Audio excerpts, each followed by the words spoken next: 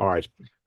Okay, so look, I'm conscious of people's time. We try and keep these things very much on the nose. And this particular one, I'm conscious that Joe's time has been very kind to give it to us. So in the first instance, I'm Pat Downs. I'm the skipper here in the Institute of Management Consultants, and we're joined by Joe Houghton from UCD today. We're very fortunate to have Joe with us, and we're delighted to be sharing his thoughts, hopefully over the next kind of while. The Institute is running this series, particularly on AI, over the next 2 quarters, and we're featuring that. And we have a few more sessions coming up. And please keep an eye out on our LinkedIn page and our Eventbrite page, and we'll share that with the members as well. And within that context, I would also say just good practice to keep an eye on our LinkedIn page, particularly because we keep a lot of data and events up there, and it's probably live to the moment as opposed to the website, which can be a couple of days behind. In any event, Fáilte Arash, Joe, and Fáilte to all the people that are joining us, and Happy New Year. We're delighted, as I said, to take the ship out today. So the purpose of the exercise really is to get a snapshot, Joe, in terms of where we are, where we've come from, and where we're going from in this kind of Uber trend, which is upon us in terms of AI. We were just discussing, Joe and I, there earlier. If you look at last year, it was very much about ESG, and it was very much kind of in the zeitgeist. And then I guess really over the last particularly three, but the last 6 months, AI has leapfrogged ahead at a pace that has been unprecedented in terms of adaptation and in terms of awareness and people getting on board with it and experiment. I think a lot of people are in the experimental phase at the moment. I think it's fair to say as well in terms of how it can add value. And there is all those kind of areas emerging now about ethics and so forth in terms of the actual engagement, because it's becoming quite sophisticated. The technology is increasing at an exponential rate, and certainly the humanoid element of it is getting quite scary in terms of some of the stuff that we're seeing out there. So the adaptation of that, the evolution of that, and we're seeing the EU also getting involved now in terms of the legislative process and so forth from oversight. And obviously, we're coming out at the back of a strike in the US as well in terms of the movie industry as a consequence of the impact it could potentially have there and the knock-on effects. So all those variables come into play in terms of the cake we're baking today, Joe. Yeah. And I think it might be interesting from our viewers' point of view, and we have viewers coming in from all over the world, I should add as well, and you're all very welcome. We'll be recording this session, and for the avoidance of doubt as well, from a GDPR perspective, if someone's uncomfortable with that, I'd ask you to step off at this point, and I'd also ask you to self-mute yourselves. We'll take a few questions at the end. But from that perspective, Joe, I would say, you've been very much at the cutting edge and keeping abreast of this and kind of focusing on this particular area. And no better man, I suppose, in terms of a practitioner element of it as well.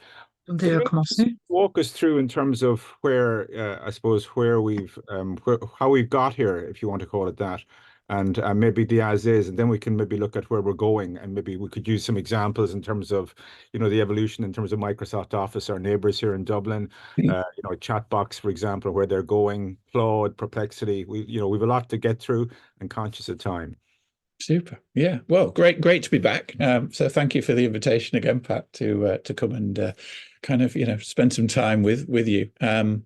I mean, for those of you that don't know me, I'm a assistant professor up at the UCD Smurfit College of Business. So that's kind of one of my hats, and I run the master's programs in project management, and lots of my students end up in consultancy roles.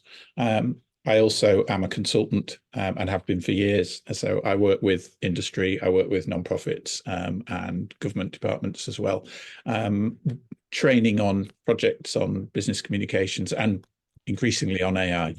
Written a couple of books on AI in the education space, and a book on project management. And I suppose since the end of November 22, which was, I think, probably when most people became aware of AI as a thing. ChatGPT was released at that point in its first kind of public incarnation.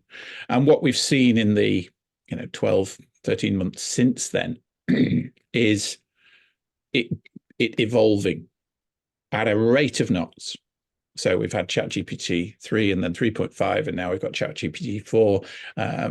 ChatGPT 5 is coming out sometime 2024. And ChatGPT just spawned a whole set of other, what we call large language models, these AI tools that are allowing us now to interact with huge data sets and create new material in a way that we haven't been able to do before.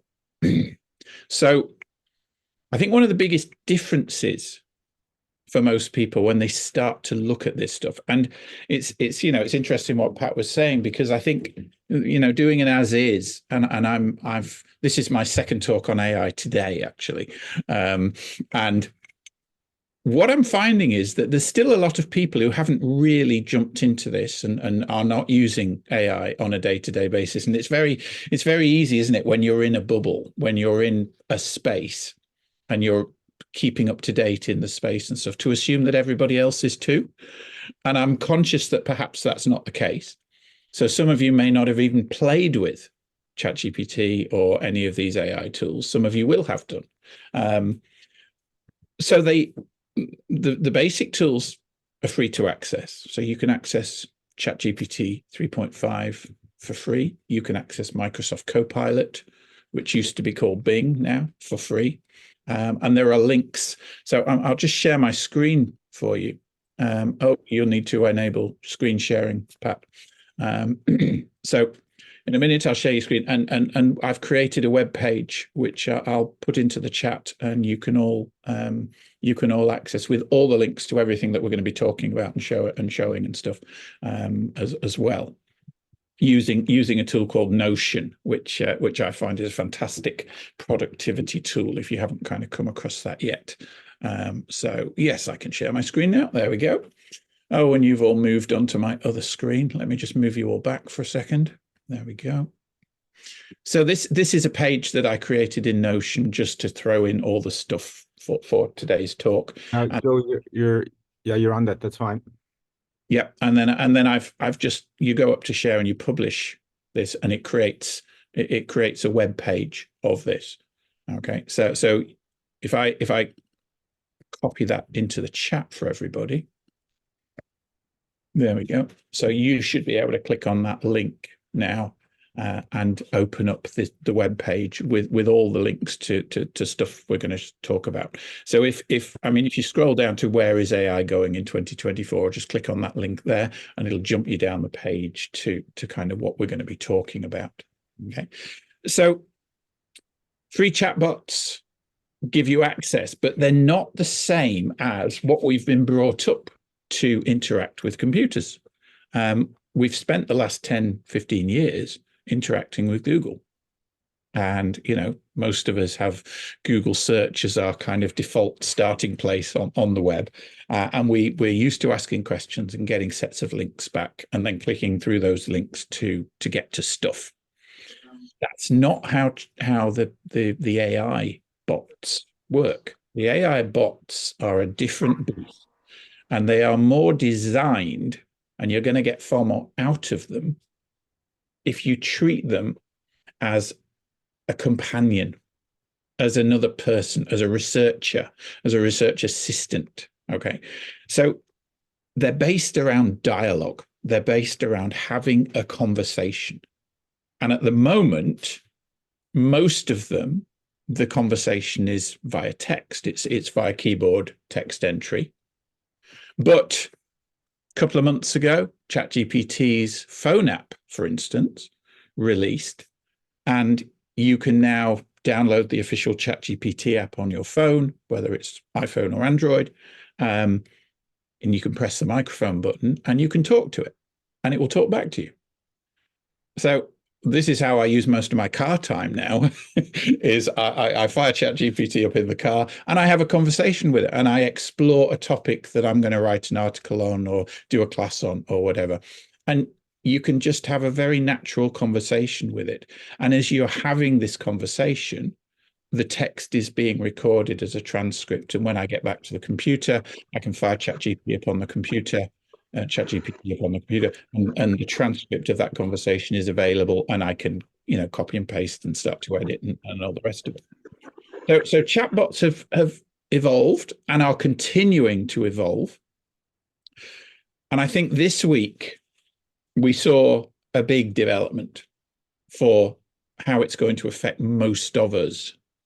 And that's Microsoft announcing that they have released the AI Copilot to Microsoft Office for everybody. Mm. So if you now have a personal account, Microsoft 365 account, or you have a family account like I do, where, you know, I've got licenses for myself and Penny and the kids, then now you can pay €19 a month. Now that's per person, that's not per account. You know, so if you've got a family account with 3 or 4 of you using Word and Excel and stuff, it's €19 per person. So I've bought one initially just for me, and I'm going to show you it in a minute. And so this is now integrated in Word, in PowerPoint, in Outlook, in OneNote. It's beta in Excel. That's coming. And I mean, it's going to make Excel so much more easy to use in terms of figuring out formulae and, you know, all that kind of stuff. PowerPoint is great at the moment, and that's going to be a game changer for anybody that's involved in presentation type work. And, you know, I suspect that a lot of the audience are consultants. So that's something that I suspect will be worth the €19 a month just on its own, is the fact that it integrates into PowerPoint. The Word integration, from what I can see so far this week, is a little bit flaky. It's good, but it's going to have to get better. It's a bit slow, and it's crashed my machine a few times and stuff like that. So just be aware that the Word integration isn't 100% yet, but it's going to get there. I'm minded, Joe, of that kind of thing. That, you know, the performance now is the least worst that you'll ever know moving forward. It's just the exponential kind of movement of technology is extraordinary. Absolutely, yeah. I mean, you know, a year ago we didn't have this stuff. Now, those of us that have been playing with it for a year, kind of, it's just become part of our normal workflow. I mean, I teach up at UCD, and you know, I'm training my students now. I mean, I've built AI into all the courses that I teach. I tell the students, we've just finished the first semester, and I say to the students, I want you to use these tools. Okay, it's not cheating. It's not cutting corners, just like it's not cutting corners to use Google search to surface information. Okay, these are tools that are out there now. They're not going back in the box. And if you're not using them, you're going to be behind the people who are. You know, there's memes going around about, you know, AI won't take your job, but someone who uses AI will. Someone who's trained and knows how to use AI will take your job, and that's going to be quite true in a lot of different areas, I suspect. So what we're seeing, and I mean, you know, where's AI going in 2024, and where are we at the moment with AI? We're at the start of AI becoming embedded into all our tools, all our workflows, and it's very early days yet. And even what we've got today is very powerful, but I don't think we've got any idea. I mean, you know, if you follow Dark Mirror, the TV series, a lot of that stuff is going to happen, you know, hopefully not in as scary thoughts. So I can remember, Skynet and looking at it at the That's time. right. You know, the 20 years ago, or whenever it was made with young Arnold, I'll be back. I'll be back. Yeah. He's back with a bang, and you know, it's not a joke anymore. It's reality. And the possibilities are, are staggering in terms of that. But I suppose from our point of view as consultants, the leveling of the playing field in terms of the democratization of, I suppose, consultancy in terms of large scale opportunities, and equally the competitive advantage that this sort of technology is allowing for some of the smaller or medium-sized practices to compete on a scale hitherto they wouldn't have really kind of been able to do, I think is going to be a game changer as well.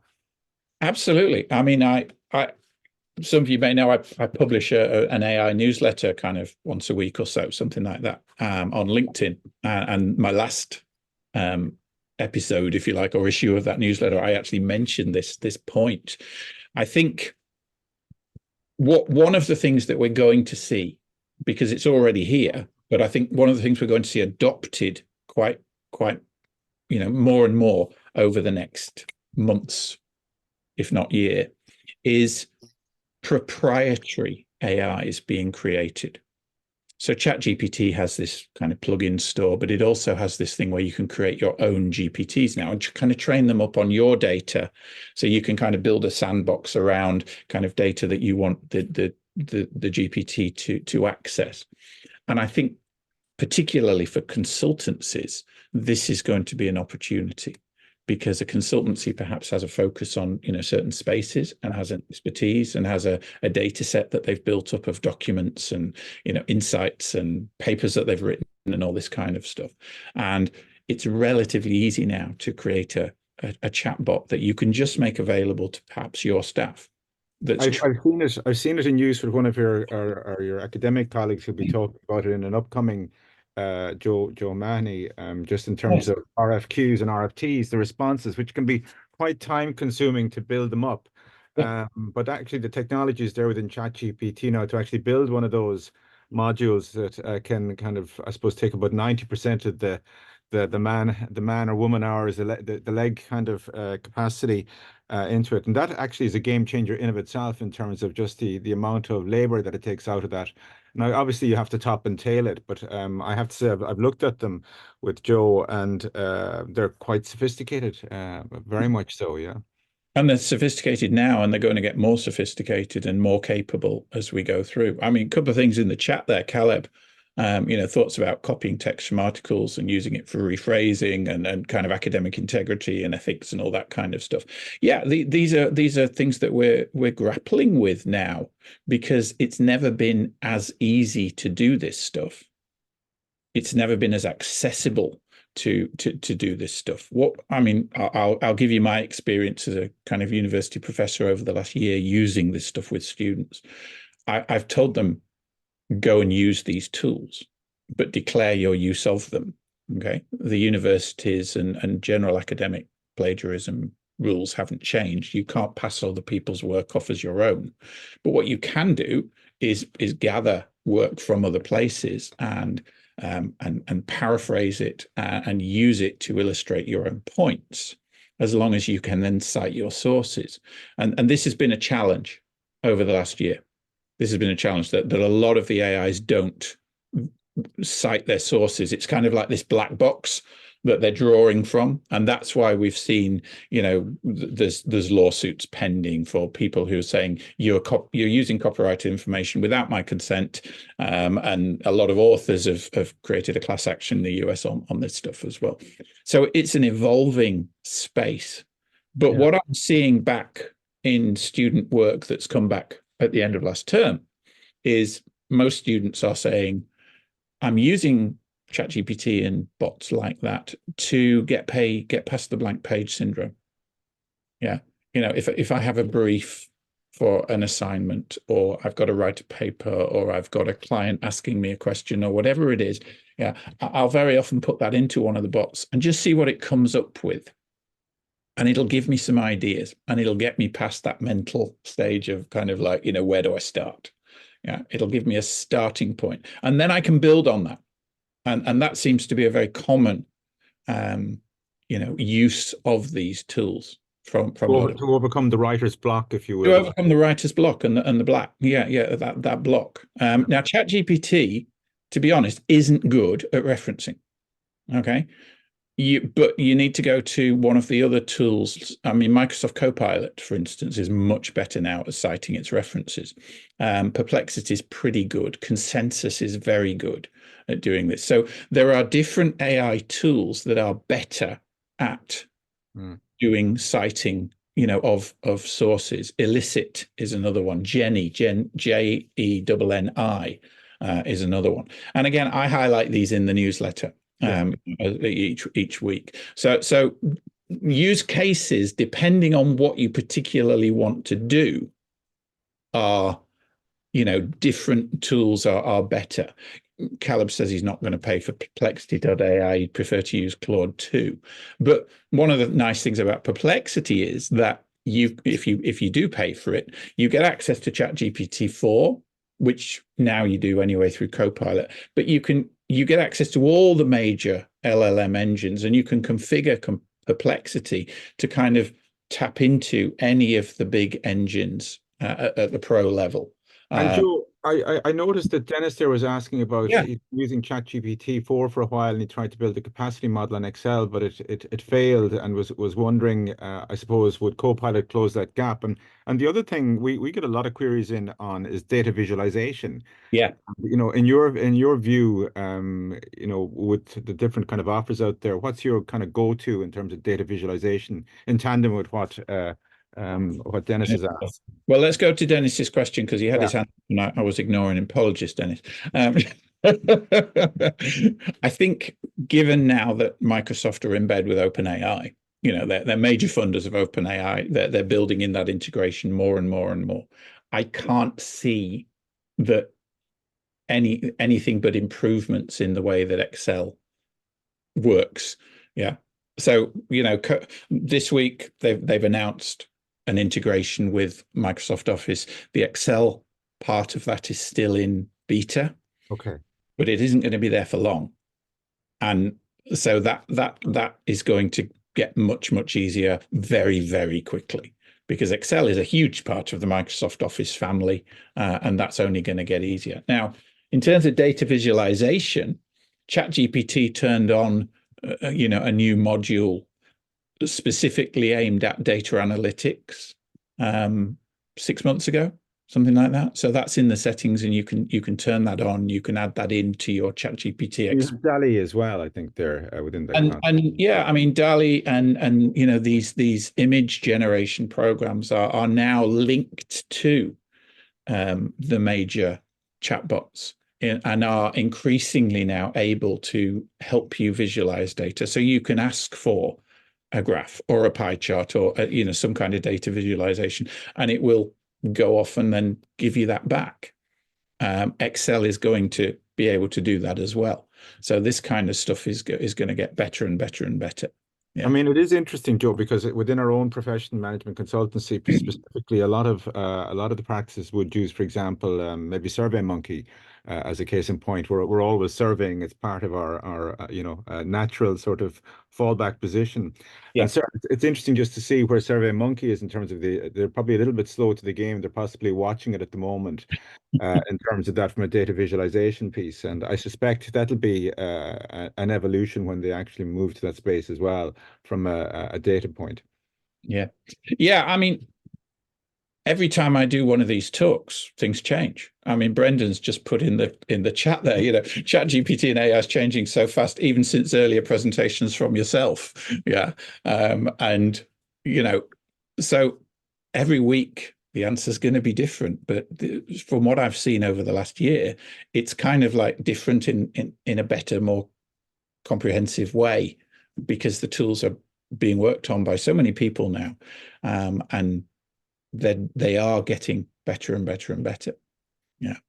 So let me just show you kind of where we're at because I can see in the chat a few people are toing and froing on kind of the free versions and the paid versions and stuff like that.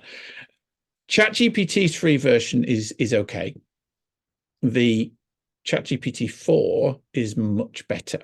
It's much faster. It gives you more thorough answers, but it's not very good at citing sources. If you kind of haven't got money to invest in AI at the moment, even if it's like €20 a month or whatever, I think the one that I would use now is Copilot, which is Microsoft's offering, because it gives you access to the most powerful version of ChatGPT, not directly, but it kind of leverages it. Okay. Don't know why that's coming up, but don't know. We'll take it off. Sorry, it was but it's very good at citing your sources and it's quite quick. Okay, so I mean, this is their website at the moment. Microsoft, your Copilot and stuff, and you can go and scroll down and have a look at that.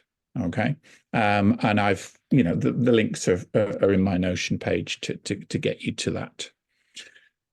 What does it allow you to do now? With the new Microsoft Office integration. So let's just have a quick look at that. So let me pop over into Word, for instance. So I just pulled up a recent document that I put together, just a little kind of case study, fictional case study that I'd been writing. Okay. Now, once you've signed up for the paid version of Office integrated with AI now, you get this new button in the toolbar. It just appears in the toolbar once you've paid your money. Okay. But you also, whenever you put your cursor somewhere in your document, so if I put my cursor down here, you see you've also got it down here. Okay. So I've got this document here. So let's say that I want to just summarize the document.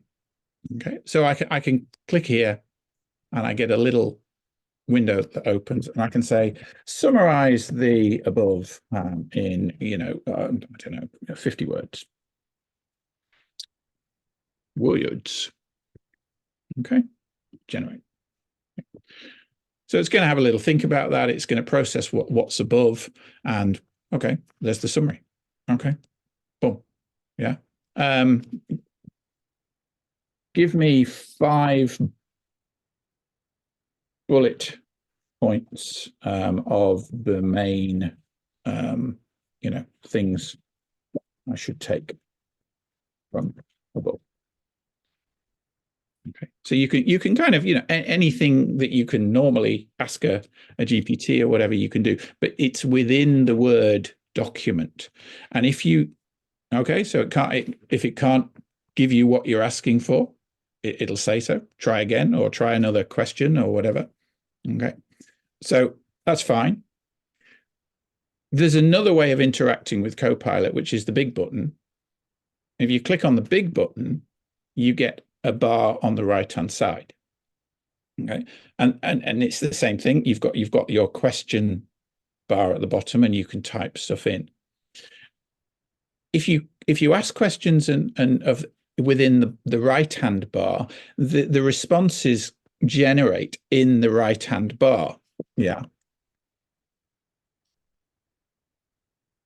Okay, which is a little odd for me because I mean I would have expected that it would put the stuff here, but it's going to generate the response in here. But then you've got a copy button, so you can just copy and paste it into your document if you want. So if you want to operate within your document and summarize or paraphrase so I can come up here and I can say, okay, let's highlight this thing here. Yeah. Kind of change the highlighted text into more formal English. Okay, and I haven't actually tried highlighting text and doing this before, but let's see whether it will do it. But you see there the response from my prompt on the right was on. Okay, so here we are. What's it done? And it's changed that text. Do I want to keep it? Do I want to revert? Or whatever. So that's edited in place, whereas this gives you responses externally, if you like. But then I could copy that response. It's copied to the clipboard, and I could come down here, to the bottom, and I could just paste it in. Okay. So I think Microsoft are going to clean up. It's the same price as any of the other AI subscriptions. It's integrated into the tools that we all use day to day. And it accesses the most powerful versions of ChatGPT under the hood. So, what's not to like? If you're only going to invest €20 a month in one of these tools, this is probably going to be the default one. Yeah. So I don't know how many pages of text Copilot can summarize. I haven't gone that deep yet, Caleb. But if you've got significant chunks of text that you want to, this is the kind of, if you like, the short-term memory that an AI uses. I think you need to go to Claude, because Claude is another of the AI bots, but that has a bigger memory. I think ChatGPT-4 jumped from about 3.5 to whatever it was to about 5,000, and then it's about 9,000 at the moment. I think that's right. Yeah. Whereas you can load up, another kind of level into ChatGPT into Claude. I think it's kind of 75,000 words or something. It's a lot more anyway. I've always wanted to summarize War and Peace to my dog-eared copy just to get the salient points. Well, I managed to load in the text of my first book on AI in education into Claude, and that was 130 pages, 6 by 9 paperback Right. size book. Uh, So I could load the whole text into Claude and then ask questions of that book. So you can't do that in ChatGPT yet. The window is smaller, stuff like that. And Claude, is that a paid Yeah, if you go back up to the right? top of that web page that I've shared with you, there's a Yeah, link. There's a link to Claude, and it's a free. It's one of the other LLMs, and there's a free tier, and then there's a paid tier on it. gotcha. Okay, And, thank you. and that's one of the ones that you also get access to through Perplexity if you want to use that. Dennis, did we answer your question? We did. Good. Okay. That's fine. Yeah, Claude, I mean, Caleb's saying Claude's my favorite among the major chatbots. It's fantastic. And it sounds different to the other chatbots. The material that comes back from Claude does sound like it was written by a human, whereas, ChatGPT and to some extent Copilot can be a little stilted at times. But there are ways of changing that. Okay. So, I mean, if I just drop into the browser a minute and I just fire up ChatGPT for a second, here we are, ChatGPT. Okay, and I'll just log in with my Google account. Come on, ChatGPT, wake up. There we are, Google. Yes. It would be lovely if it just remembered all this. But it doesn't seem to. I don't know. Maybe my machine doesn't have the cookies or whatever. But anyway, so let's go in, and I'll just show you if you don't know about this. So you can open Human to really screw up this and I'm on the paid version. So you would hope that it would. It doesn't normally do this, but we're in a demo. So it's like when you go to the GP, Joe, and the doctor says, "Oh, I haven't seen that before." Yeah. In the bottom left-hand corner, when you log into ChatGPT, there's your name, and you can click in there into the settings for your account. And there is a thing called custom instructions. Yeah. Custom instructions have two boxes. So one box that is you tell ChatGPT about you. So I say in there, I'm a university professor, project management. These are my areas of kind of expertise. And then the second box is where you tell ChatGPT how you want it to respond. So in there, I put things like respond in UK English. Yeah. A really useful line to put in that second box, which I picked up very recently, a couple of days ago from Isabel Bedoya, who's a well-known AI writer, was avoid purple prose. Yeah, just put that line in. Avoid purple prose. Okay, because purple prose is kind of flowery language, and using language that is too over the top. And that's quite a useful one because it focuses the AI down into giving you kind of quite clear formal language and stuff like that. So you can put all these things in that you want it to do, and it changes what you get back from the AIs. And Joe, the whole area of prompt, okay, Yeah. that kind of that discipline which is emerging at a rate of knots now, really, that's the magic sauce, isn't it? I mean, that point you made, which is a bugbear a lot of people talk about, is respond in UK English. Actually, is a brilliant one. I have to say, if we learn nothing else today, that in of itself was valuable, I would say. But the whole area of prompt and where that's going, what's your thoughts on that as a matter of interest? This is a new technology. It's only a year old. Okay. It will become just part of our natural conversations with technology. I mean, at the moment, we're doing it through keyboards and it's all a bit clunky still. But, I mean, soon we'll just be talking to the computers. I mean, 5 years' time, I mean, there's already work being done on neural interfaces where you can literally now think and it will translate your thoughts into text, which can then be fed into these AIs to control, computers and all the rest of it. So the way we interact with devices, and it won't just be computers, because devices are getting more and more intelligent. We'll all have AI built into them. I mean, CES showed us that this year. That's changing at a rate of knots.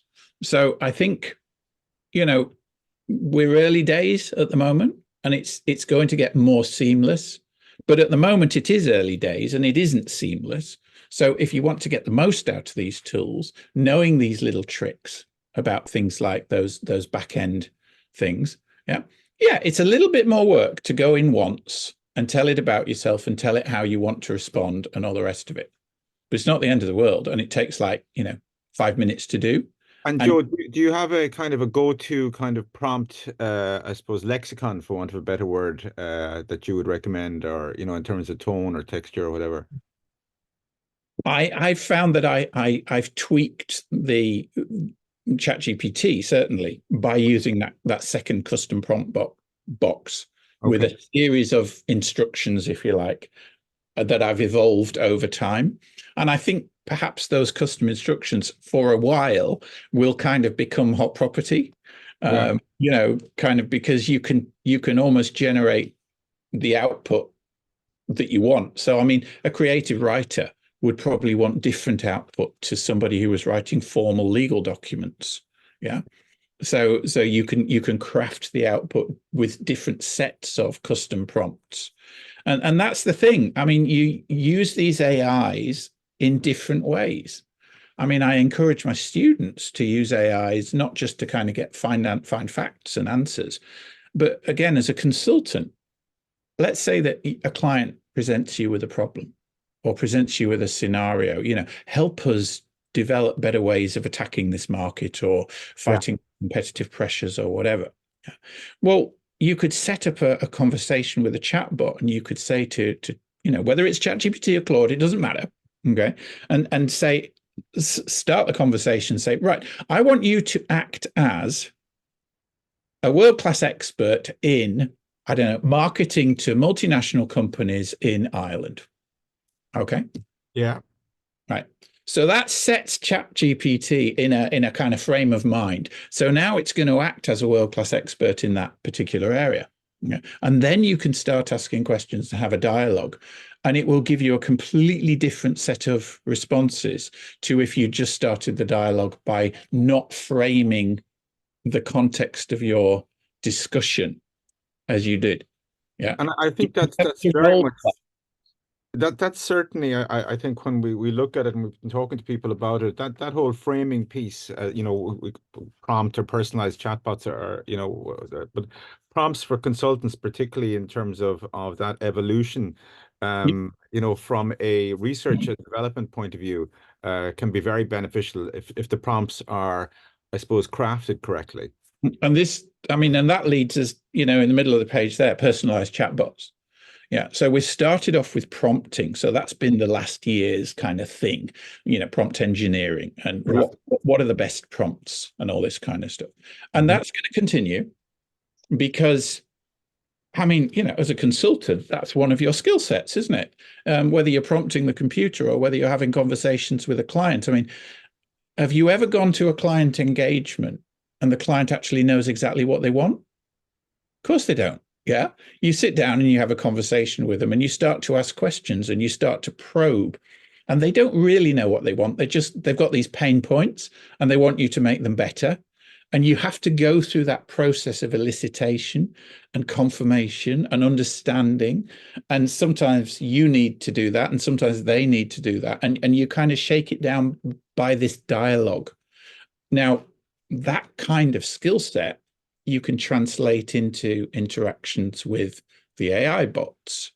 And we're going to see a development of that, which has just started, into the personalized chatbots, where we feed, if you like, a chatbot that's not publicly available with information, with knowledge. We talk to it. It's almost like bringing in a an office junior or hiring a grad from Smurfit, from the consultancy master's program or whatever. Yeah, they're not ready to go as a full-fledged consultant straight out the box. Yeah. Yeah. You need to put them out there with a few more experienced consultants, expose them to some clients, get them through some easy gigs and whatever, and they build their skill set up. And this is what we've got to do. We're going to be doing with these chatbots. We're going to almost like train them as assistants, and they will become more and more complex and more powerful as we go through. Yeah.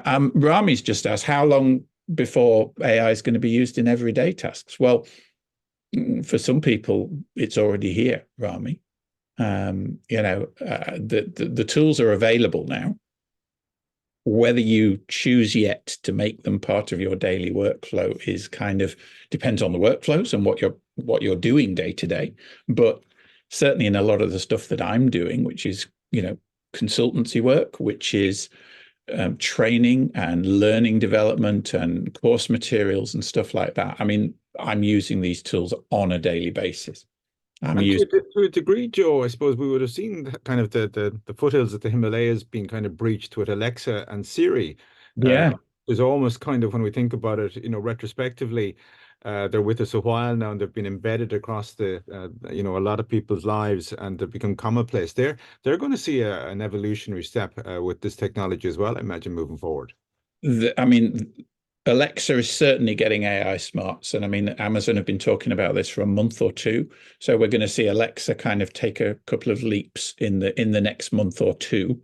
Apple have been very quiet on the AI front.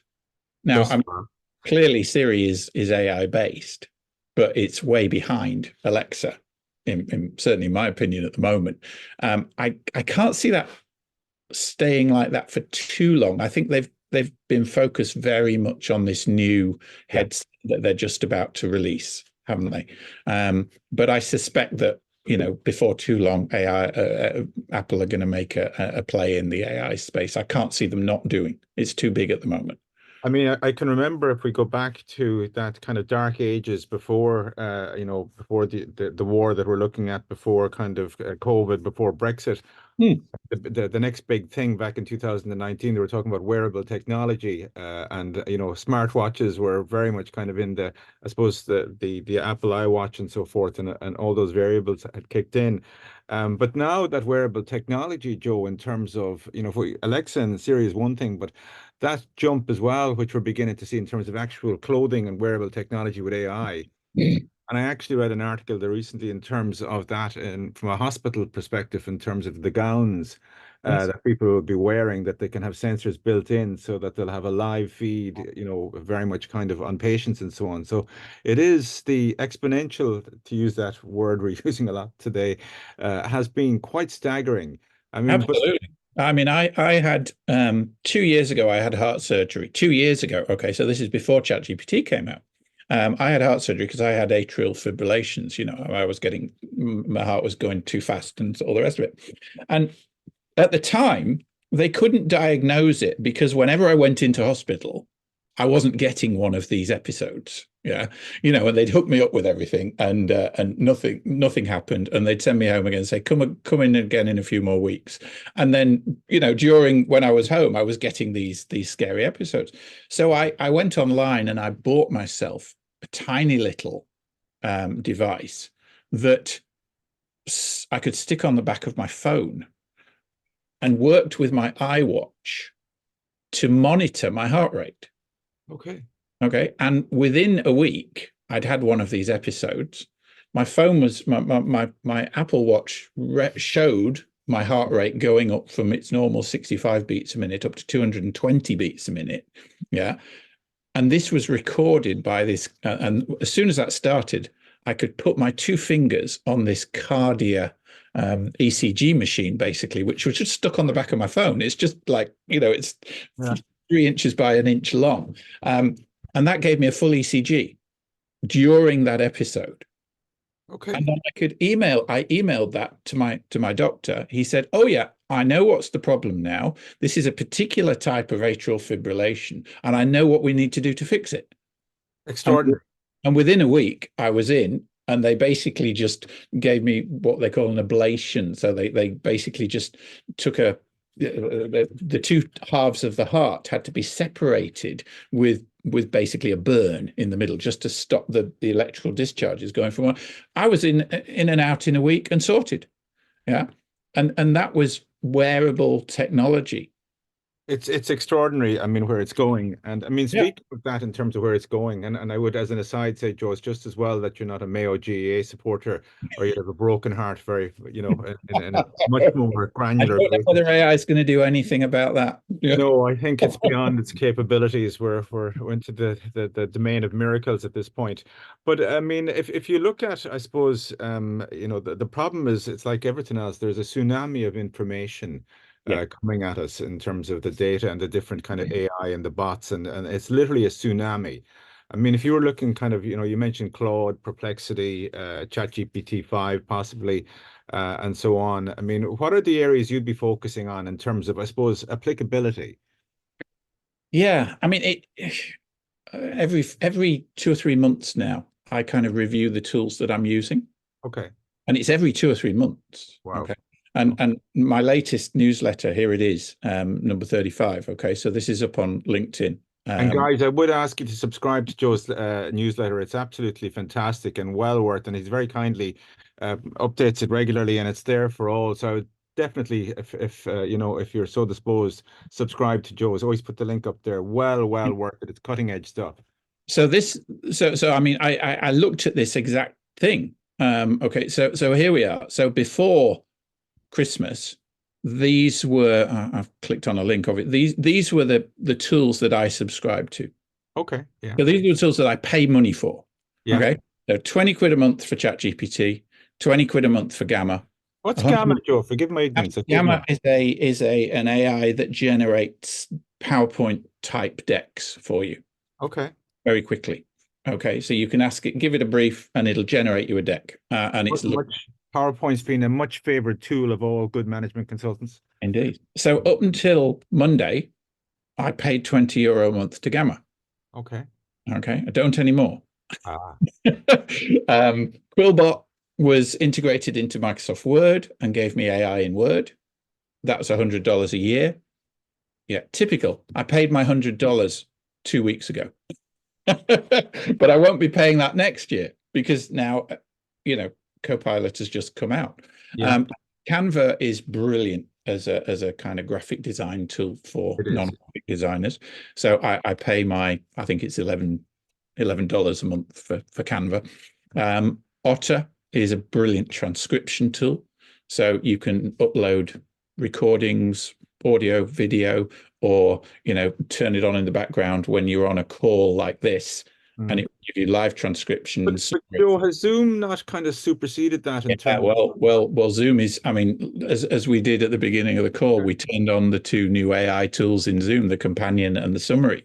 They're very good now. So that Zoom is kind of stealing Otter's thunder now in Zoom. But I still have Otter because I can upload other recordings from other things, videos and stuff like that. And Otter does a great job.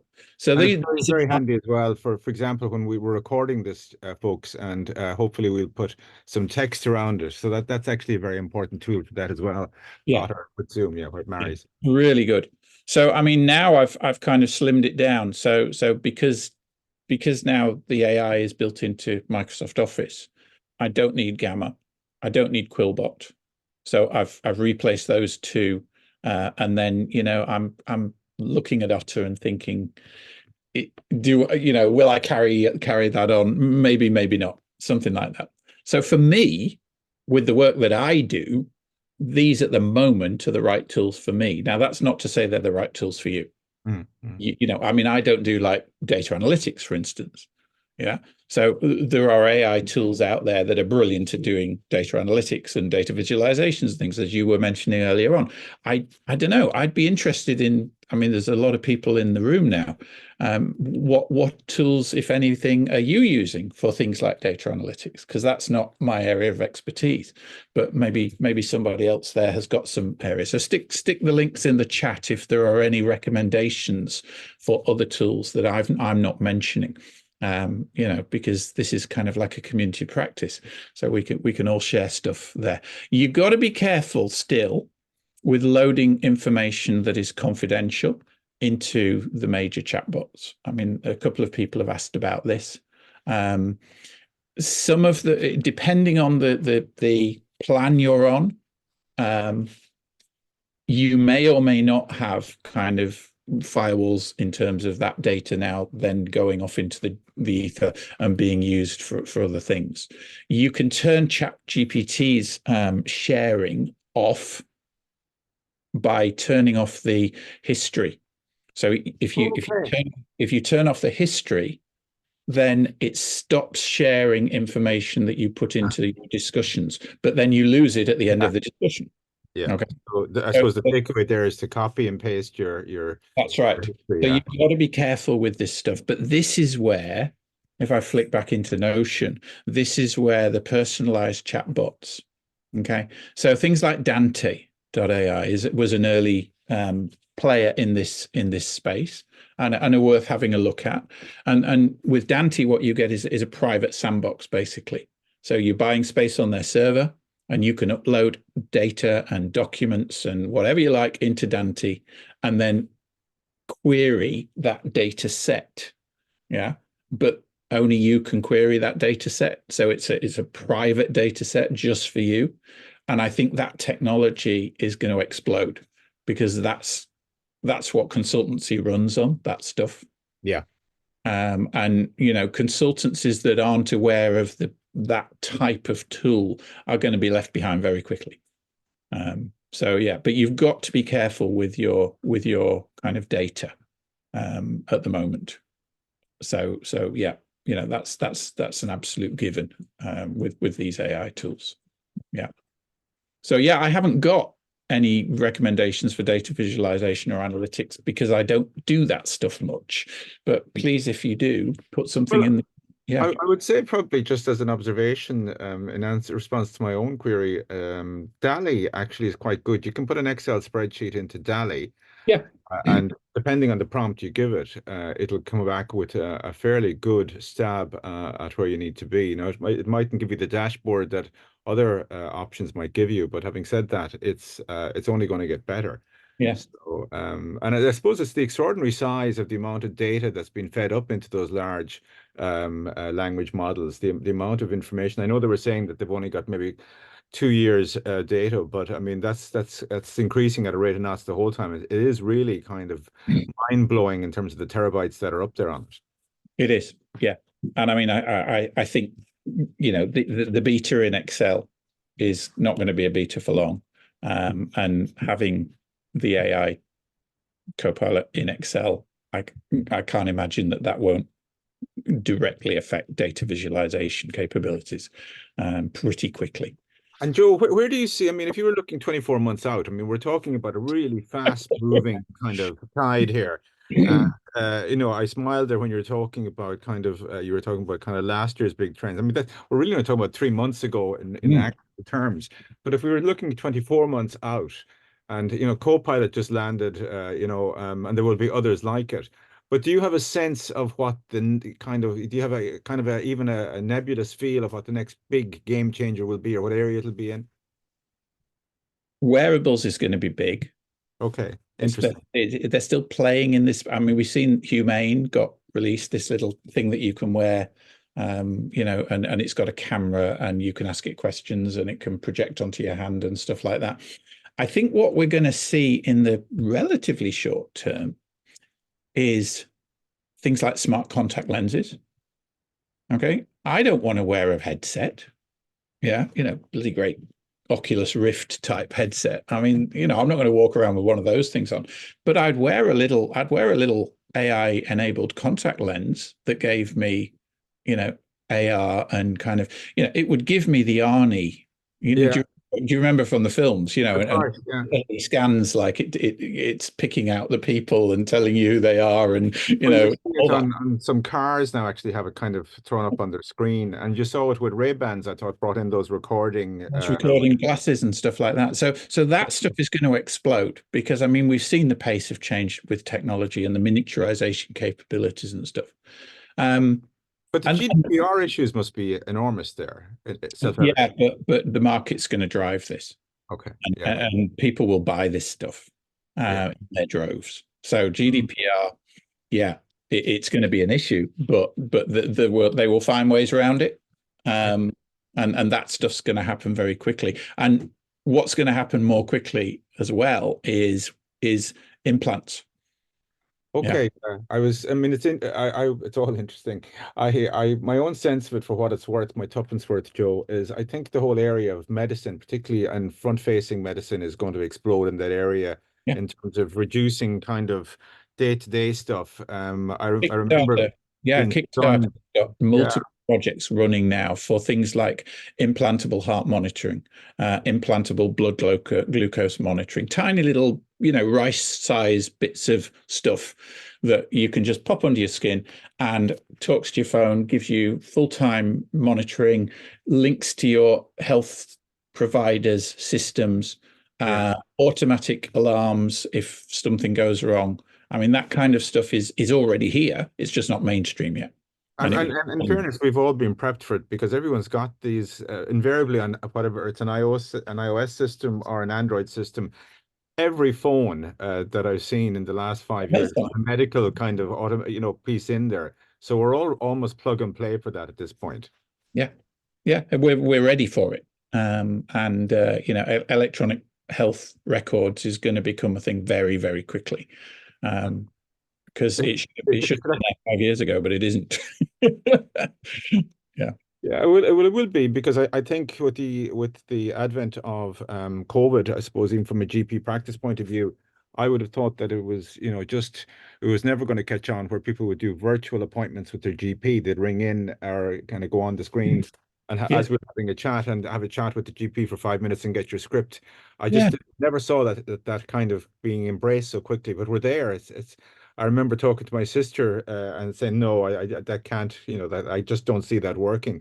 But it's in play now. It's common practice, and I can remember as well looking at some research being done by some of the big firms there in terms of ocular monitoring as well, in terms of the iPhone, that piece of kit.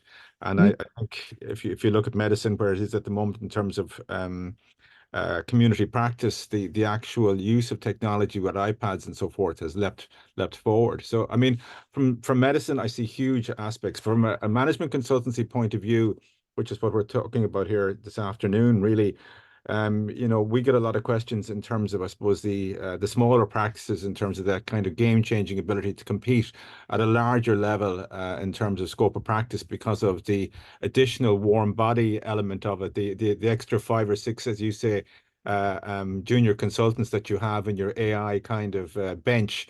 Mm. Actually changes the whole kind of, I suppose, ability to compete at a different level. Yeah. How do you see the bigger firms actually kind of reacting to that as a matter of interest? Where do you see that engagement occurring or going? They're already setting up AI practices, within the big firms. We're already seeing kind of, dedicated people into going into, looking at AI. How do we leverage this and stuff like that? So the big firms are reacting. So there is a limited window, because once the big firms are in there and they've got, 20, 100 people working in their AI division or whatever, they are going to be leveraging these tools really well. But I mean, Ray's just asked an interesting question about things like complex negotiations and stuff like that. I think one of the things that the AIs perhaps will give you the ability to do is leverage kind of, wider sets of data so that you can perhaps build arguments in negotiations, or you can ask the AI, okay, they've come back with this point. How do we counter this point? Or how do we address this point? Give us some options. If you were and again, you set the AI up with a role. Right, you're a complex deal negotiator. In mergers and acquisitions or whatever it is. Okay, what should we be thinking about here? What could we present as arguments and stuff? Now, it won't necessarily give you all the answers that you use, but it'll give you some ideas. It'll be interesting to see, Joe. I mean, as you say that, and it just triggers, I suppose, a thought process in terms of the sweet spot, in terms of pricing and RFQs and RFTs. It'll be, that data is out there in terms of the competitive market, in terms of the price Yeah. metrics that are out there. If it starts harvesting that from a competitive advantage point of view, that could be quite an eye opener, I would imagine, out there. Yeah, it could. I mean, it's going to threaten to some extent Gartner and Forrester and people like that. I mean, but they're still going to have a lot of proprietary data that they will sandbox and they will put their own AIs onto. And if you want to buy into that, you're still going to have to pay them.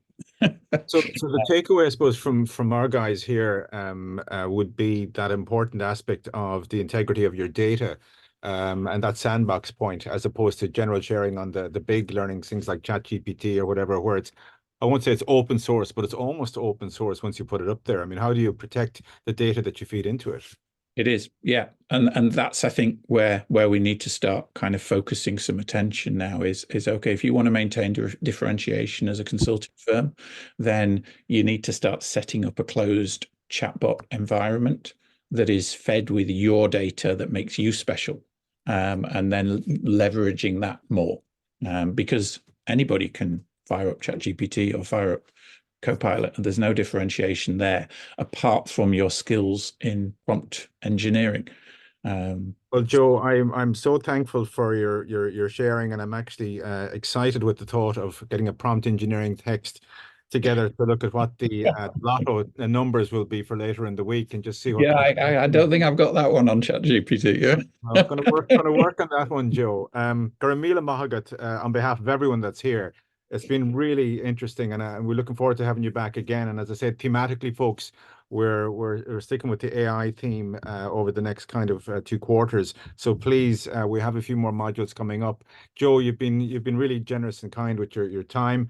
We'll be recording this session, or we are recording it, and we'll put it up after this. If you have any questions, guys, please feel free to drop us an email. And in the meantime, Joe, I know you're getting back to class, so thank you for your time. Everyone, we're closing up, we're wrapping up. So Gurmil Magat, and we'll see you on the next session in a couple of weeks' time. Thanks very much. Bye, everyone.